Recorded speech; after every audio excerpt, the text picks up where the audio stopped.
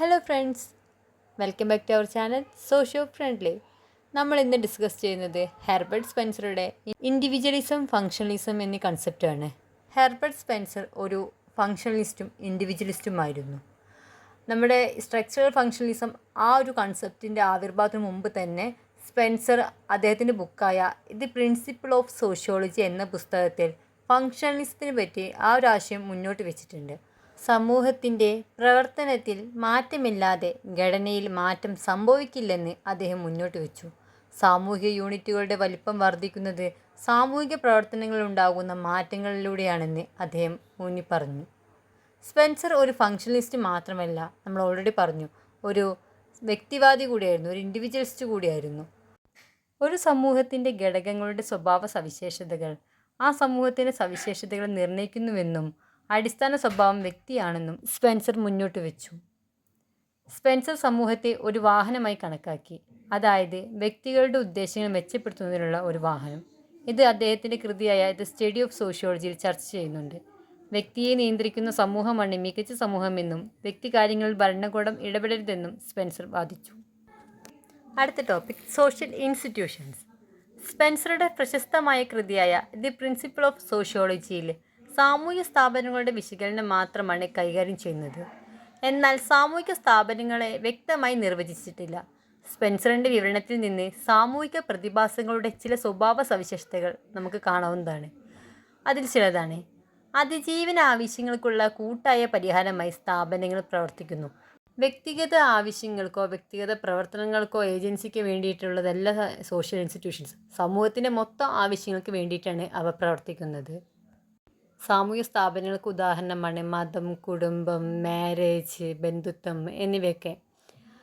സമൂഹത്തിലെ ഒരു ഏകീകരണം കൊണ്ടുവരാൻ ഈ സോഷ്യൽ ഇൻസ്റ്റിറ്റ്യൂഷൻസിൻ്റെ ഫങ്ഷൻസിന് സാധിക്കുന്നുണ്ട്. സ്പെൻസർ വിവിധ തരത്തിലുള്ള സ്ഥാപനങ്ങളെ വിവരിക്കുന്നുണ്ട്. അതിൽ ഒന്നാണ് ഡൊമസ്റ്റിക് ഇൻസ്റ്റിറ്റ്യൂഷൻസ്, രണ്ടാമത്തേത് സെറിമോണിക്കൽ ഇൻസ്റ്റിറ്റ്യൂഷൻസ്, മൂന്നാമത്തേത് പൊളിറ്റിക്കൽ ഇൻസ്റ്റിറ്റ്യൂഷൻസ്, നാലാമത്തേത് ecclesiastical institutions. First one, domestic institutions. ഗാർഹിക സ്ഥാപനം, ബന്ധുത്വം അല്ലെങ്കിൽ കുടുംബം ഏറ്റവും പ്രധാനപ്പെട്ട സാമൂഹിക സ്ഥാപനമായിട്ട് കണക്കാക്കുന്ന ഒന്നാണ്. ജീവശാസ്ത്രപരമായ പുനരുൽപാദനം സുഗമമാക്കുക എന്നതാണ് ഇതിൻ്റെ പ്രധാന പ്രവർത്തനം. ദീർഘകാലാടിസ്ഥാനത്തിൽ പ്രവർത്തനങ്ങൾ സാമൂഹ്യവൽക്കരണവും അനന്തരാവകാശ രേഖകൾ, വൈകാരികവും ശാരീരികവുമായ പിന്തുണ തുടങ്ങിയവയ്ക്കായിട്ടാണ്. മനുഷ്യ ചരിത്രത്തിൻ്റെ തുടക്കത്തിൽ സമ്പൂർണവും സാർവത്രികവുമായ അശ്ലീലത നിലനിന്നിരുന്നുവെന്ന് സ്പെൻസർ വാദിക്കുന്നു. ഇത് പൊതുവേശ്യാവൃത്തിക്ക് കീഴിൽ സാമൂഹിക ബന്ധങ്ങൾ ദുർബലവും രാഷ്ട്രീയ വിധേയത്വവും നിയന്ത്രണവും പരിമിതമായിരുന്നു. മതത്തിൻ്റെ കാര്യത്തിൽ പൂർവിക ആരാധന പ്രാരംഭഘട്ടത്തിലായിരുന്നു. പിന്നീട് ഈ പൊതുവേശ്യാവൃത്തി ബഹുഭർത്താക്കന്മാരിലേക്കും, അതായത് ഒരു സ്ത്രീ ഒന്നിലധികം പുരുഷന്മാരെ വിവാഹം ചെയ്യുന്ന സിസ്റ്റത്തെയാണ് സൂചിപ്പിക്കുന്നത്. ഇതിനെ പോളി ആൻഡ്രി എന്ന് പറയുന്നു. അതുപോലെ തന്നെ ഒരു പുരുഷന് ഒന്നിലധികം സ്ത്രീകളെ വിവാഹം ചെയ്യുന്ന സിസ്റ്റത്തിനെ പോളിഗൈനി എന്ന് പറയുന്നു. ക്രമേണ ഈ സംവിധാനം ഏകഭാരിത്വത്തിലേക്ക് മാറുകയുണ്ടായി. സ്പെൻസർ മുന്നോട്ട് വെച്ച മറ്റൊരു ഇൻസ്റ്റിറ്റ്യൂഷനാണ് സെറിമോണിക് ഇൻസ്റ്റിറ്റ്യൂഷൻസ്. പ്രധാനമായും 3 തരത്തിലുള്ള സാമൂഹിക നിയന്ത്രണങ്ങളുണ്ടെന്ന് സ്പെൻസർ വാദിക്കുന്നു: ആചാരപരമായ, സഭാപരമായ, രാഷ്ട്രീയമായത്. നിയമങ്ങൾ, നിർബന്ധിത ബലം, അധികാരം എന്നിവയിലൂടെ രാഷ്ട്രീയ സ്ഥാപനങ്ങൾ മനുഷ്യൻ്റെ പെരുമാറ്റത്തെ ബാഹ്യമായി നിയന്ത്രിക്കുന്നു. മതപരമോ സഭാപരവുമായ സ്ഥാപനങ്ങൾ ബാഹ്യമായതിനേക്കാൾ ആന്തരികമായ സാമൂഹിക നിയന്ത്രണം കൊണ്ടുവരുന്നു.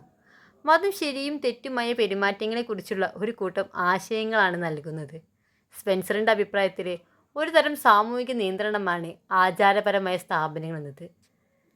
ചടങ്ങുകൾ ഔപചാരികമോ അനൗപചാരികമോ ആയ പ്രവൃത്തികൾ അല്ലെങ്കിൽ ആളുകളെ ശ്രേണീപരമായി ബന്ധിപ്പിക്കുന്ന പ്രവർത്തനങ്ങളുടെ ഒരു പരമ്പരയായിട്ടാണ് സ്പെൻസർ കാണുന്നത്.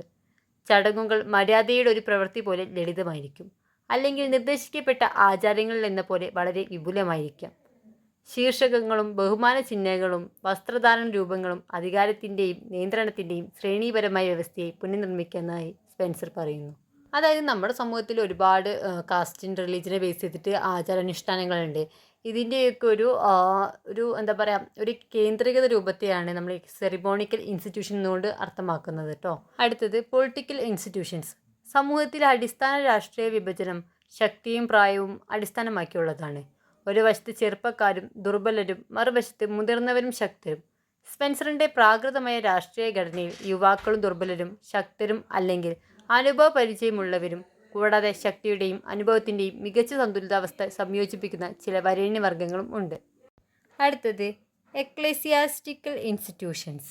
മതപരമായ പ്രവർത്തനങ്ങൾ സാമൂഹ്യ നിയന്ത്രണത്തിൻ്റെ ഒരു ഏജന്റാണ്. അവ അമാനുഷിക ശക്തിയോടെ മൂല്യവും ധാർമ്മികതയും സന്നിവേശിപ്പിക്കുന്നു. സ്പെൻസറുടെ അഭിപ്രായത്തിൽ നിലവിലുള്ള സാമൂഹിക ഘടനകളെ, പ്രത്യേകിച്ച് അസമത്വത്തെ ചുറ്റിപ്പറ്റിയുള്ളവയെ ശക്തിപ്പെടുത്തുന്നതിനും ന്യായീകരിക്കുന്നതിനും മതം പ്രവർത്തിക്കുന്നു എന്നാണ്. അതായത് നമ്മുടെ സമൂഹത്തിൽ അസമത്വം കൊണ്ടുവരുന്നത് മതമാണെന്നാണ് സ്പെൻസർ വാദിക്കുന്നത്. മനുഷ്യരുടെ മേലുള്ള മതത്തിൻ്റെ ഈ നിയന്ത്രണത്തെ സ്പെൻസർ സഭാ സ്ഥാപനങ്ങൾ എന്ന് വിളിക്കുന്നു. അടുത്തത് നമ്മുടെ സ്പെൻസറുടെ ആശയങ്ങൾക്ക് ഒരുപാട് വിമർശനങ്ങൾ ഉണ്ടായിട്ടുണ്ട്. സ്പെൻസറിൻ്റെ പരിണാമ സിദ്ധാന്തം ഒരുപാട് വിമർശനങ്ങൾക്ക് നേരിട്ടിട്ടുണ്ട്. നമ്മൾ ഓൾറെഡി ആ ഒരു ടോപ്പിക് ഡിസ്കസ് ചെയ്ത ടൈമിൽ അതൊക്കെ പറഞ്ഞിട്ടുണ്ട് കേട്ടോ. ജീവശാസ്ത്രപരമായ ജീവികളുമായുള്ള സമൂഹത്തിന് താരതമ്യം ചെയ്യുന്നത്, അതായത് നമ്മുടെ ഓർഗാനിക് സാമ്യം, രണ്ട് സംവിധാനങ്ങളും വ്യത്യസ്തമാണെന്നും അവയെ താരതമ്യം ചെയ്യാൻ കഴിയില്ലെന്നുമാണ് ചില വിമർശകർ പറയുന്നത്. സ്പെൻസർ സോഷ്യോളജിക്ക് വളരെയധികം സംഭാവനകൾ നൽകിയിട്ടുണ്ട്. അദ്ദേഹത്തിൻ്റെ എല്ലാ സംഭാവനകളും വിഷയത്തിൻ്റെ വികാസത്തിന് ശക്തമായി അടിത്തറയിട്ടു.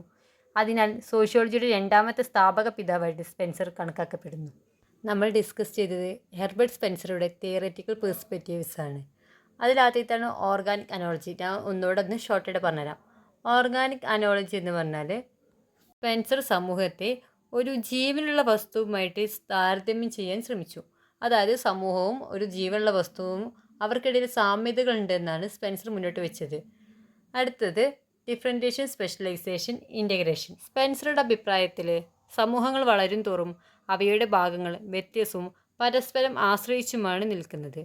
ഒരു സമൂഹത്തിൻ്റെ ഭാഗങ്ങൾ സമാനതകളില്ലാത്തതായി മാറുന്നുവെന്നും ഈ വ്യത്യാസങ്ങൾ അവയെ സാധ്യമാകുന്ന വിധത്തിൽ ബന്ധപ്പെട്ടിരിക്കുന്നുവെന്നും അദ്ദേഹം മുന്നോട്ട് വെച്ചു.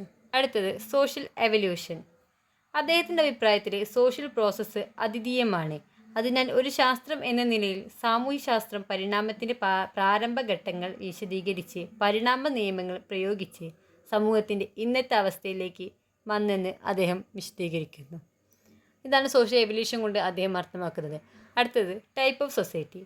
സാമൂഹിക പരിണാമത്തെക്കുറിച്ചുള്ള സ്പെൻസറുടെ സിദ്ധാന്തം രണ്ട് ഘട്ടങ്ങളിലേക്ക് വിരൽ ചൂണ്ടുന്നു.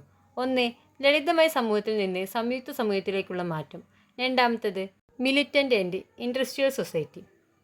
ലളിതമായതിൽ നിന്ന് വലിയ സമൂഹങ്ങളിലേക്കുള്ള മുന്നേറ്റത്തെ അടിസ്ഥാനമാക്കി സ്പെൻസർ സമൂഹത്തെ 4 വിഭാഗങ്ങളായിട്ട് തിരിച്ചിട്ടുണ്ട്. ഒന്നാമത്തേത് ലളിതമായ സമൂഹം, അതിൽ പറയുന്നത് ചെറിയ ഗ്രൂപ്പുകളുള്ള സമൂഹത്തെയാണ്. രണ്ടാമത്തേത് സംയുക്ത സമൂഹം, അതിൽ പറയുന്നത് 2ഓ അതിലധികമോ ഉള്ള ഇങ്ങനെയുള്ള ചെറിയ ഗ്രൂപ്പ്, അതായത് ലളിതമായ സമൂഹങ്ങൾ കൂടിച്ചേർന്നതാണ് എന്ത് സംയുക്ത സമൂഹം. മൂന്നാമത്തേത് ഇരട്ട സംയുക്ത സമൂഹം, അതായത് സംയുക്ത സമൂഹങ്ങൾ കൂടിച്ചേർന്നതാണ് ഇരട്ട സംയുക്ത സമൂഹം. നാലാമത്തേത് ട്രിപ്പിളി കോമ്പൗണ്ട് സൊസൈറ്റി, നിരവധി ഇരട്ട സമൂഹങ്ങൾ കൂടിച്ചേർന്നതാണ് ട്രിപ്പിളി കോമ്പൗണ്ട് സൊസൈറ്റി. ഈ 4 സൊസൈറ്റികളും തൊട്ട് മുന്നിൽ ഏതാണുള്ളത് അതിൻ്റെ ഒന്നിലധികം അങ്ങനെയാണ്, അങ്ങനെ ഒരു പാറ്റേണിലാണ് ഇത് വരുന്നത് കേട്ടോ. ആ ഒരു പാറ്റേൺ ശ്രദ്ധിച്ചാൽ മതി. ഈ ഒരു ട്രിപ്പിളി കോമ്പൗണ്ട് സൊസൈറ്റിക്ക് എക്സാമ്പിളാണ് നമ്മുടെ രാജ്യങ്ങളൊക്കെ കേട്ടോ. പിന്നെ അടുത്ത ടോപ്പിക്കാണ് സോഷ്യൽ ഡാർവിനിസം. ചാൾസ് ഡാർവിൻ്റെ on the origin of species എന്ന ബുക്ക് വായിച്ചതിന് ശേഷം അതിൽ ഇൻസ്പയർ ആയിട്ടാണ് ഹെർബർട്ട് സ്പെൻസർ സോഷ്യൽ ഡാർവിനിസം എന്ന ആശയം മുന്നോട്ട് വെച്ചത്. മനുഷ്യർ ഉണ്ടായത് മറ്റൊരു ജീവിവർഗത്തിൽ നിന്നാണ്. ഇതാണ് ഡാർവിനിസം പറഞ്ഞത്. അതായത് മനുഷ്യർ തൊട്ട് മുന്നേയുള്ള ഒരു ജീവവർഗത്തിൽ നിന്നുണ്ടായി, എന്നിട്ട് വളരെ സാവകാശത്തിൽ ഇന്ന് കാണുന്ന ഒരു മനുഷ്യ സമൂഹം ഉണ്ടായെന്നാണ് ചാൾസ് ഡാർവിൻ പറയുന്നത്. അതേപോലെ തന്നെയാണ് സമൂഹത്തിനുമുണ്ടെന്നാണ് സ്പെൻസർ വാദിക്കുന്നത്. വളരെ സാവകാശത്തിൽ നടന്ന പരിണാമത്തിലൂടെയാണ് ഇന്ന് കാണുന്ന സമൂഹം ഉണ്ടായതെന്ന് അദ്ദേഹം പറയുന്നു. ലളിതത്തിൽ നിന്ന് സങ്കീർണതയിലേക്കുള്ള, അതുപോലെ തന്നെ ഏകമാനത്തിൽ നിന്ന് വൈവിധ്യത്തിലേക്കുള്ള ഒരു നീക്കിപ്പോക്ക്, ആ ഒരു പരിണാമമാണ് സമൂഹത്തിന് സംഭവിച്ചതെന്നാണ് സ്പെൻസർ മുന്നോട്ട് വയ്ക്കുന്നത്. അദ്ദേഹം 2 പ്രിൻസിപ്പിൾസ് പറയുന്നുണ്ട്. Principle of survival of the fittest, അടുത്തത് പ്രിൻസിപ്പിൾ ഓഫ് നോൺ ഇൻ്റർഫിയറൻസ്. അടുത്തത് സോഷ്യൽ സിസ്റ്റമാണ്. സ്പെൻസർ ഒരു ഇൻഡിവിജ്വലിസ്റ്റും ഫങ്ഷണലിസ്റ്റുമാണ്. ഫങ്ഷണലിസത്തിലൂടെ അദ്ദേഹം പറയുന്നത് സമൂഹത്തിന്, അതായത് ഓരോ സാമൂഹിക സ്ഥാപനങ്ങൾക്ക് ഒരുപാട് പ്രവർത്തനങ്ങളുണ്ട്, അതിൻ്റെ ഘടനയ്ക്കൊക്കെ ഒരുപാട് പ്രവർത്തനങ്ങളുണ്ട്. ഈ പ്രവർത്തനങ്ങളിലൂടെയാണ് സമൂഹത്തിന് മാറ്റം സംഭവിക്കുന്നതെന്നാണ് ഫങ്ഷണലിസത്തിലൂടെ അദ്ദേഹം പറഞ്ഞത്. അദ്ദേഹം ഒരു ഇൻഡിവിജ്വലിസ്റ്റ് കൂടിയാണ്. വ്യക്തികൾക്ക് പ്രാധാന്യം നൽകുന്ന ഒരുപാട് കാര്യങ്ങൾ അദ്ദേഹം മുന്നോട്ട് വെച്ചിട്ടുണ്ട്. അടുത്തതാണ് സോഷ്യൽ ഇൻസ്റ്റിറ്റ്യൂഷൻസ്, സാമൂഹ്യ സ്ഥാപനങ്ങൾ. അദ്ദേഹം 4 തരം സ്ഥാപനങ്ങളോട് പറയുന്നുണ്ട്. Domestic institutions, ceremonial institutions, political institutions, ecclesiastic institutions എന്നിവയാണ്. ഇത്രയുമാണ് ഇന്നത്തെ ക്ലാസ്. ഈ ഒരു ക്ലാസ് ഉപകാരപ്രദമാവുകയാണെങ്കിൽ തീർച്ചയായും ലൈക്ക് ചെയ്യുക. കൂടുതൽ വീഡിയോയ്ക്കായി ചാനൽ സബ്സ്ക്രൈബ് ചെയ്യുക. നിങ്ങളുടെ ഫ്രണ്ട്സിനും ഷെയർ ചെയ്യുക. താങ്ക്